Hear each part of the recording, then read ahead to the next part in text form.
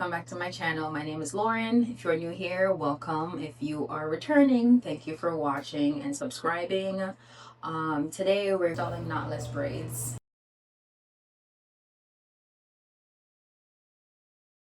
We're going in first with my Camille Rose hair butter. I use it for every hairstyle I'm doing. It has Chebe inside, which helps with retaining, well, it helps strengthen your hair, which it does retaining length.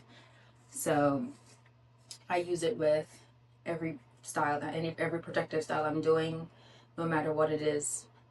I gotta put it in first, and so far so good. It's actually very moisturizing, so I use it very often. Going in first, sectioning my hair into 6.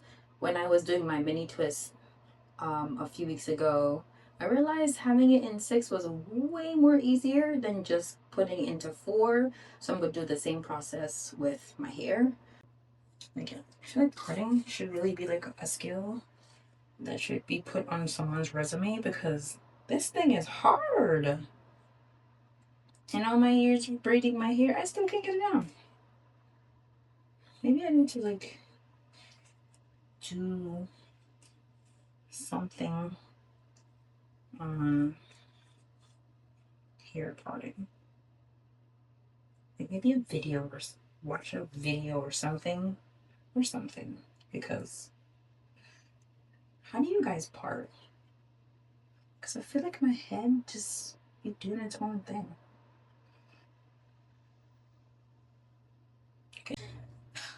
Okay. Safe to say, I got it. Something here needs to be fixed. Then again, I don't really want to touch it, but I'm gonna touch it.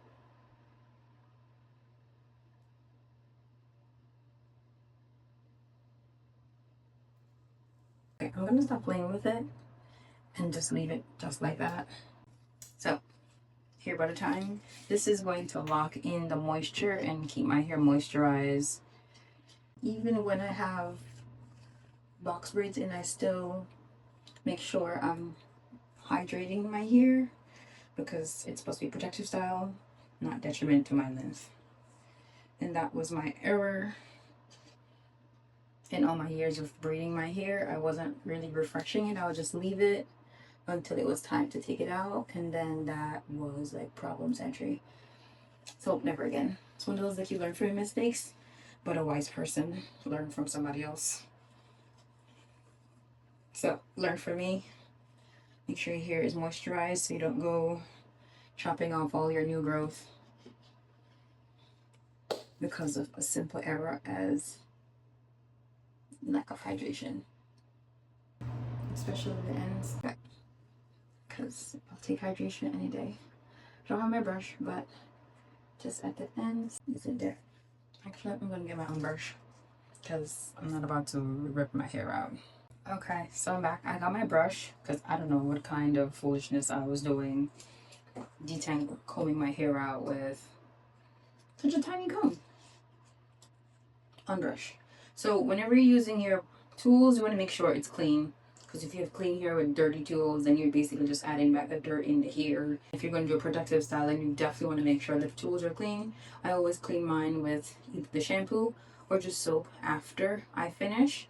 Let me know what you guys do after you finish with your tools. You just like rinse it off with water, then put it away, or you just kind of like leave it. Moisturizer is important. Same way you are thirsty, the hair gets thirsty. So give it moisture. Moisture is not your enemy. Even though it might bring shrinkage, it's not your enemy though. What is your enemy are these split ends. They're an enemy to length retention, an enemy to healthy hair. So, which is possible for all hair types. It's just a matter of consistency and what you're doing during that consistency period. If you're doing nothing, then you'll get nothing. So like the Bible tells us that we reap what we sow. If you reap nothing, you get nothing. If you reap something, you get something. You know, so it's all according to your efforts and what you put into it. So if you want the long healthy hair, then you have to put in the work for long healthy hair. Be the wise person and learn from my mistake. And I lost no hair in all of that. See, nothing. Before the trim, I would do this, and then hair will come out. It wasn't a good time. Like, it made me not want to touch my hair. So I kept putting away in box braids, which made it even worse. So it's like, it's worse, but I'm making it worse because I'm trying not to experience the current worst, if that makes sense. So with my braiding hair, I'm going in with pre-stretched hair. Rua, I want to say that's how you pronounce it. I do 1B. 1 or 1B, honestly. If they have one, I do 1. If there's 1B, I do 1B. Or a mix the two. And I feel like my hair is okay with both to make it look natural. So I use this brand. I used to use X-Pression, which is this brand here, the Ultra X-Pression. But then I realized that this brand is way more lightweight than this brand. Like, they're both X-Pressions, which I just realized. But for some reason, this particular form of X-Pression versus the Ultra, this one's a little bit heavier once you put all the braids in. This is so much lighter. And the first time I felt it, I'm not even going to gatekeep, because once I found out about it, I told all my friends who do box braids themselves. I tell everybody, even if you don't do box braids, I just tell them, if they ask about the hair or whatever, let them know that this brand, way more lighter. And I like my long hair like all the way down to my bottom because I want tailbone length. So my braids are usually tailbone length also. So I let everyone know that it's so light, and I tell them why it's light, because usually if you have such long hair, then you feel the heaviness, then your neck can hurt sometimes, especially if you want to have it up and like a half up, half down, just like a throw in a high bun. Like, it's heavy and you feel like it's gonna topple your neck over. But with this one, I can do all that and I feel nothing. So if you're doing your own DIY braids at home, try this brand out. I promise you. If it is heavy, comment down below and I won't recommend it anymore. But try it out. This one, chef's kiss. So I'm going in with the Camille Rose braiding gel. So I have about 6 pieces of hair. I want it to be thin. I don't want the braids to be thick, so it looks a little more natural. So I'm gonna go in with the smaller pieces so it blends in with my strands first, and then I go with a little bit thicker pieces. Leave some of your edges out, because protective style, not removing all your dots and your edges in the process. One thing I had to learn the long hard way, because I lost a little bit here because I was snatching all the edges. And no one told me that I shouldn't snatch all of them, so now I know don't snatch your thoughts out your head, because the edges will come out and they might not come back. So I left a little out, going in with the braiding gel just to coat the front.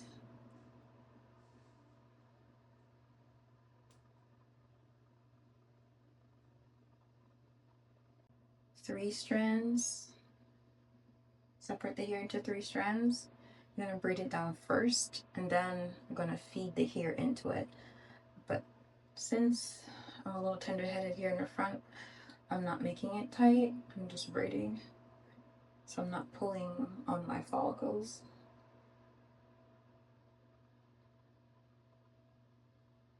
So I braid it down a few times up to here, and then I'm gonna go in with the smaller strands. So this one, I'm gonna actually go a little bit thinner. So about this much.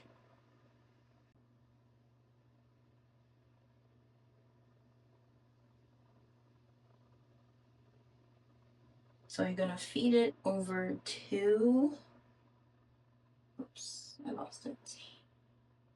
So you're gonna put it on the 2 and you hold it.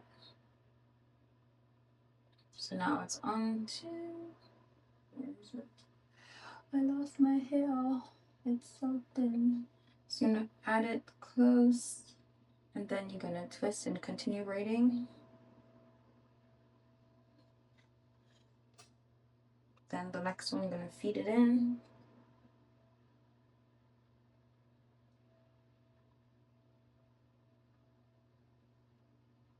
So as you go, you just keep feeding it a little bit bigger. This one, because this one looked a lot smaller. So that way it blends in nicely.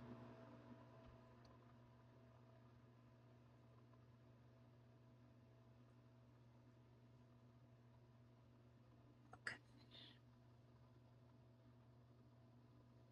And so these two are a lot on the thinner side. This is a thicker one. So I'm gonna add another piece to this piece here.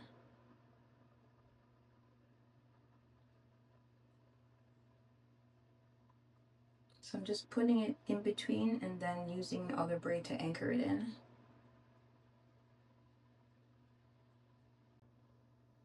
I'll go a little closer so you can see. So I have the 3 pieces. They're like this. So I'm gonna put this piece in the 2 with my fingers, and I'm holding it in place. It's right here, so I'm holding it in place in between the 2 right here, and I'm going to use the other strand to anchor it in and keep going.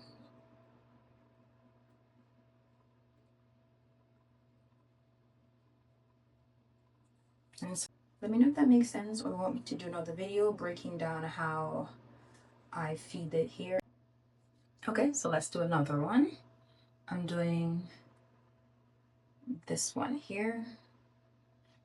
So I'm gonna add the braiding gel close to the root and just bring it down just to smoothen it in. I'm separating into 3 pieces first.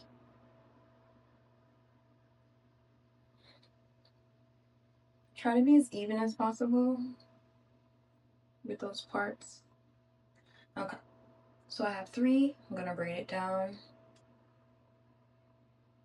Again, you don't have to make it super tight. I'm not, because the front of my head is super tender. So braid it down to right about there. I don't usually count. I just usually have an amount where I know like about this much. So it can be like a few braids, like 4 or so braids. Like, and then I feed in. So again, going with the smaller pieces so it blends in really well. So I have this much. And I bring it up close. And then I twist, bring the other one underneath and anchor it in. And then I just keep braiding down a little bit. Then I add the other piece in. And just carefully tangle as you go. So another small piece, add it to the base, twist, bring the other one in the middle, and then braid down again. So it has like a nice smooth transition. It's not that perfect, but you don't want like a huge bump right here where you're adding the new here, so it looks like it's a separation. You want it just to be a smooth transition in. That's why I start with the smaller pieces first. Then I go with and as I go, the piece just gets slightly bigger, just so the thickness is gradual. And I took a early break yesterday, so day 3. It doesn't usually take me 3 days. It takes me like 2-ish days. But because of my long break yesterday, I have to finish it today. I don't have a lot left. I just have a little bit here and 2 rows on this side. So let's finish this with me, because I cannot wait to be done. Like, I literally cannot wait to be done. But I can't. And so I kind of want to layer the parts. So this one, go here. I don't want the front to have too much. So just this one little baby situation here. Sorry, I'm like looking at my mirror behind because I cannot see. kind of hard to lay around. It's not really layering the way I want it to, but it's fine. Let's put a clip here for now. And then so I want it to fall in the middle. So like there's a braid here, right here. I want it to fall in the middle of that, which can work for this one, not so much for the other one. And then just go down in the back. Ow. I hate this one. Okay. So my arms are tired. My arms are sore. My arms are super tired.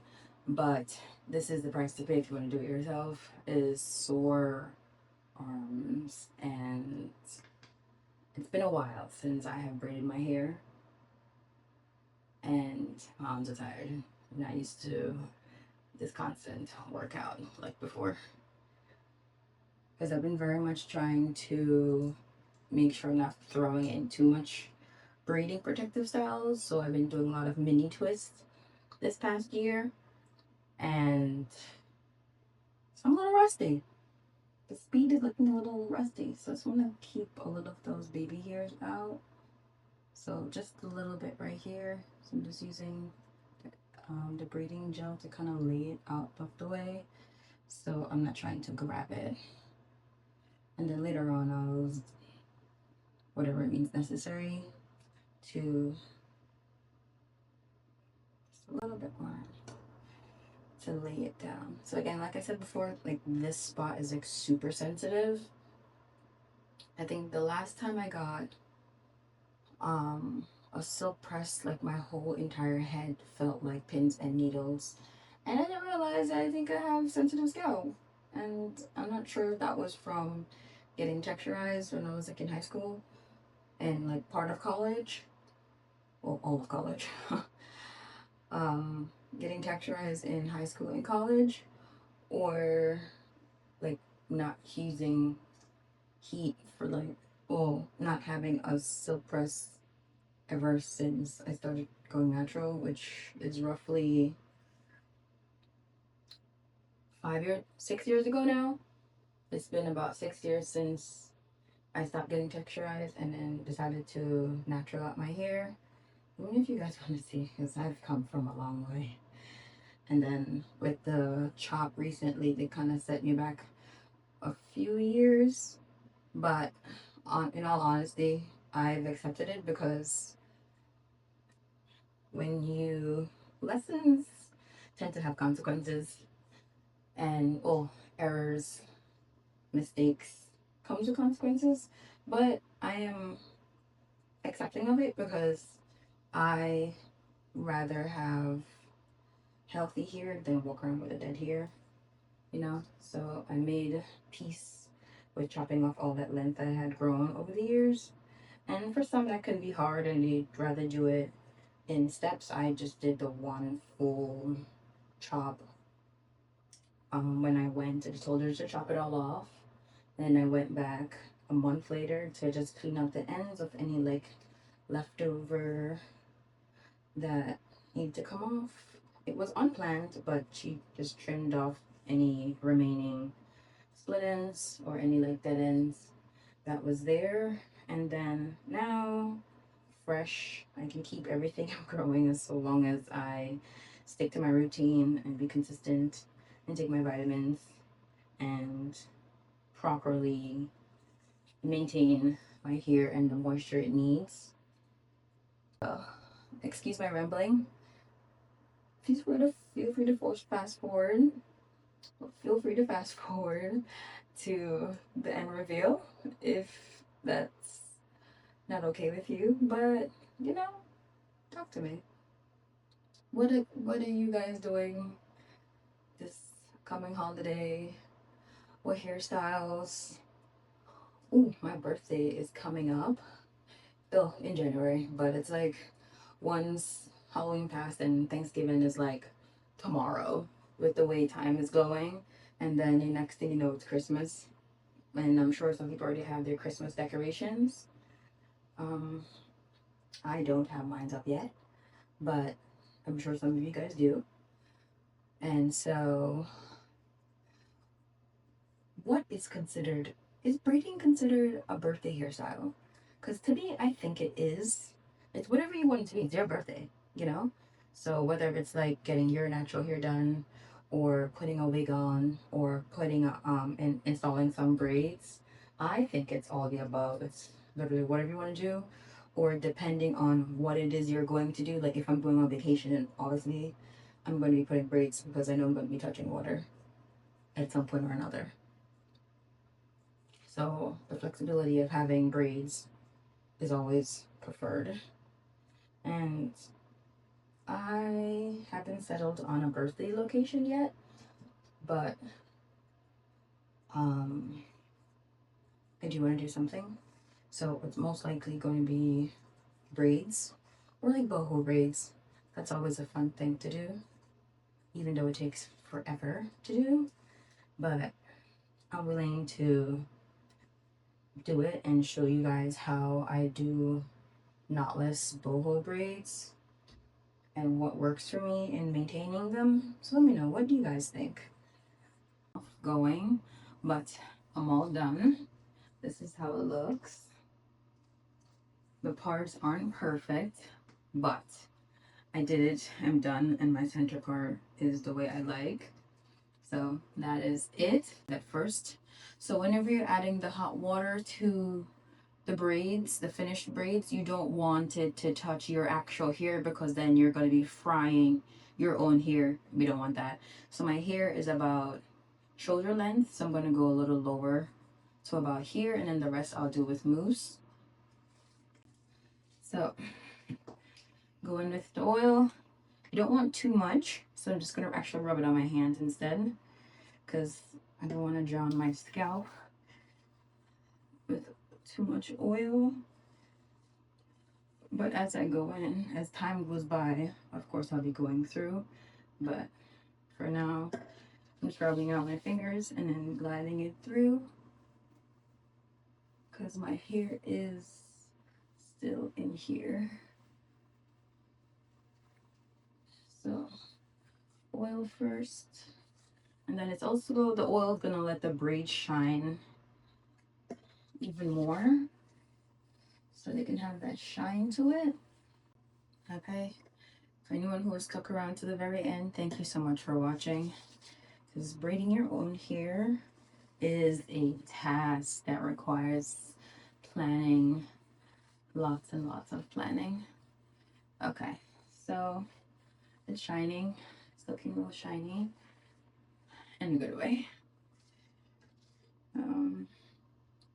Let's put a little bit on the edges, just a little bit. Hair matte wax, if you can see it. So this is it. The cover is kind of hard to see because I got it when I was in Jamaica and I had to like tape it up, so it's kind of hard to read.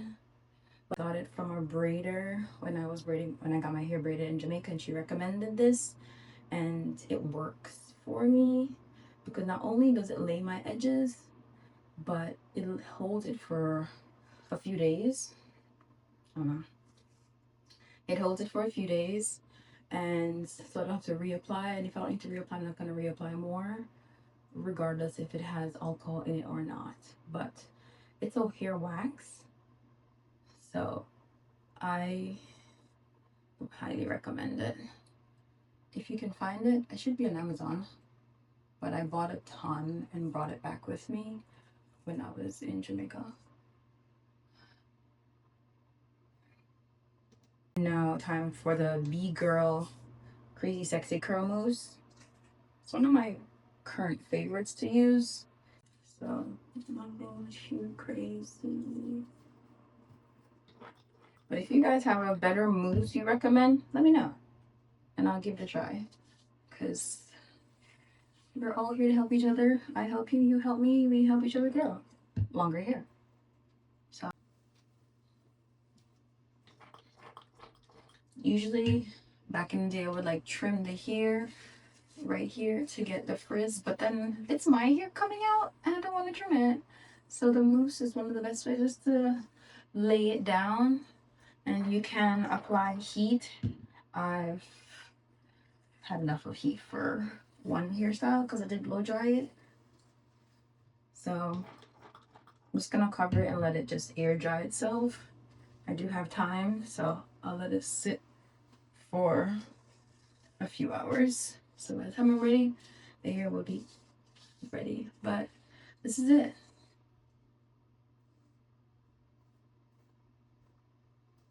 And even while it's in this protective style, you can still massage your scalp just to get the blood flow going and promote hair growth. So thank you so much for watching. Stay tuned. Like, comment, and subscribe. Join me along for my table length journey and becoming a small business owner, hopefully a large six-figure business owner, and more, speaking into existence, because life and death in the power of the tongue. So stay tuned. Hope you support so we can support each other and grow better, healthier here. Thank you so much for watching. Stay tuned.